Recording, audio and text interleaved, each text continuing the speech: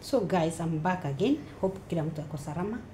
Kuna hii story nilikuwa nime-update. Enda hapo kwa video hiyo iko hapo juu. Ya huyu Officer Dennis. Officer Dennis ni mtu ambaye anafanya kazi mzuri na ni IPOA. Kuna hii kesi anafuatilia. Na ni kesi ambayo ni kesi mbaya sana. Lakini mpaka mahali tumefika anafanya kazi mzuri.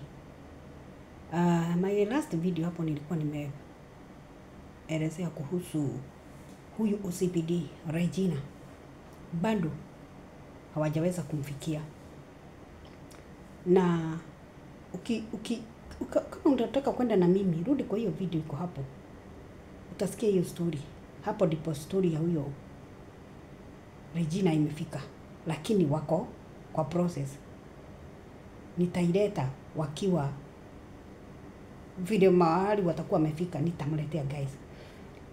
Anafollow hizi kesi mbili. Huyu OCPD anafanya kazi na OCS Kiprangat. Eda kwa hizo video utaona wanafanya kazi lakini ni kama wamekosana.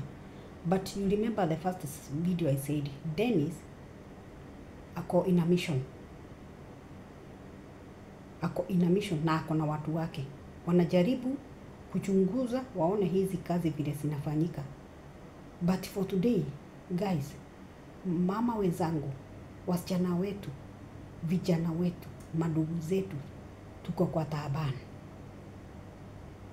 Wewe mama, huyu Kipragat, ako na watu wake. Enda kwa Officer Dennis TV, utajionea from A to Z kwa sababu nitaongea kidogo, sitaweza kumaliza hii story. Mipango ya Kiprangat, anawida Dennis, anataka kummaliza. Dennis anawida Kiprangat. Unajua hao wote ni watu wako armed, kila mtu ako armed. Ni watu ambao wanafanya kazi na serikali. So this is not joke. Na hii ni serikali ile ambao tunategemea. So mipango ya Kiprangat, ako na hospitali yake, ameajiri daktari, na huyo daktari, the hospitali iko under his name. Kwa hivyo hutajua. Nataka uingie kwa hiyo official Dennis TV, usikize hiyo story zaidi. Vile wanapanga. Anamwambia ukiwa mgonjwa, tunataka shika watu kama wagonjwa 5 wakikuja kwa hiyo hospitali. Guys, ukuwe very careful. Wakati unaenda hospitali ama wakati unapeleka mgonjwa, ukuwe very careful. Anaambiwa leta hawa watu 5, uwatoe kidney moja moja, kila mtu umtoe kidney moja moja ya right. Wanataka kidney za right. Umtoe kidney moja. Hiyo kidney moja ukiweza kufaulu hiyo kazi, utapata gari, utakaa maisha mazuri na utakuwa na kila kitu. Kidney moja wanasema wanauza 32 million. Na hii si story yenye yangu, hii ni story yenye wanafanya, wanasema tracking camera, hidden camera ziko on. Hawajui, kwa hivyo wanatoa kila kitu. 1 kidney 32 million. Tuko wapi jameni? Ukiwa mgonjwa, be very careful with your mgonjwa. Na ujue ni hospitali gani unaenda. Kwa sababu hawa ni magaidi wenye wanamaliza watu. Hawa ni magaidi ambao wako hapo, wako na hospitali zao. Remember last week nilimwambia kwamba huyu OCPD anasema ako na hospitali yao na kuna mbwa watareta. Kama hujaosi hiyo video. Hiyo video inatebeswa inaenda inauma mtu. Wako na hospitali zao, ati hiyo hospitali tu ukiumwa na hiyo mbwa utakibiria hiyo hospitali yao. Kwa sababu hizo dawa ndio wamesiunda, ndio wanasifanya, ndio wanajua haziwezi zikapatikana kwa hospitali zingine. This is a real business. Fake business. So huyu OCS anamwambia utoe watu 5 tumetosha. Utakuwa umejenga, utakuwa na nyumba ya kifahari na utakuwa na gari mzuri. Na anasema hii kazi nilianzia hata kabla niajiriwe na serikali. Kwa hivyo ni watu ameangamiza watu wengi. So my point is, ukiwa mjamzito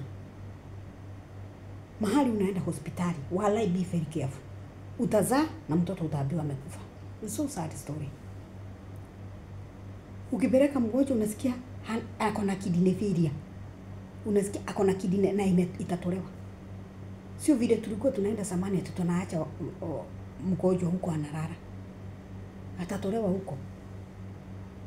Yani wanawidana kuidana guys. Don't forget to subscribe, comment, like and share because this is a serious case na haija kufikia. Unaweza mkoje hiyo go mimi na muinsist muende pale mujionee full story. Ili ukue makini, ukue careful na pia tena utaweza kuambia mtu vyenye kunaenda. This is real story na inaendelea. So guys, ukisikia hii story imekugusa, usinyamaze nayo. Sambazia mwenye hajui ili aweze kujua vile kunaendelea. Na Mungu atatubariki. Be very careful, tukue waombaji kwa sababu kuna mambo zingine hata shetani akipanga hazitafanyika kwa maombi. Kwa sababu Mungu ambaye tunayemwamini ni Mungu ambaye anatusaidia, ni Mungu ambaye anaturinda kila mahali. Mipango yote ya ibilisi umepangiwa na adui.